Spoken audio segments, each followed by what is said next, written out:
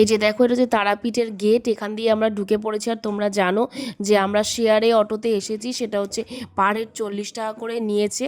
আর আমরা কোন হোটেলে থাকবো বলো তো? আমরা থাকবো আজকে নিউ রূপসী বাংলা হোটেলে।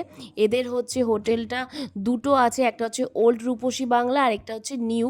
আমরা নতুনটাতেই থাকবো। আর এটা হচ্ছে রিসেপশনের জায়গা।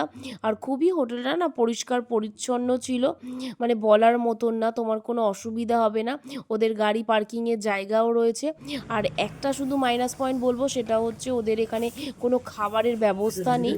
শুধু চা কফি ছাড়া তোমরা কিছুই পাবে না, তোমাদেরকে বাইরে গিয়ে খেতে হবে। কিন্তু রুম তুমি একদম পারফেক্ট, কোনো কিছু মানে বাদ নেই বলতে পারো। এসিও আছে, তোমরা চাইলে এসিও নিতে পারো, আবার নন এসিও নিতে পারো। আমরা যেহেতু একটু ঠান্ডা ঠান্ডা ওয়েদারে গেছি, আমাদের তাই এসি লাগেনি। আরেকটা প্লাস পয়েন্ট হচ্ছে এখানে হচ্ছে ব্যালকনি আছে। দেখো ব্যালকনি থেকে মানে দেখতে তোমার সিনটা এত সুন্দর লাগছে, ভিউ।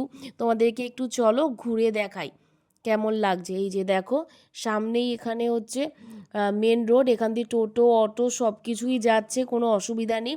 আমরা দুটো রুম নিয়েছিলাম পাশাপাশি, আমাদের হচ্ছে 1300 টাকা করে পার রুম নিয়েছে।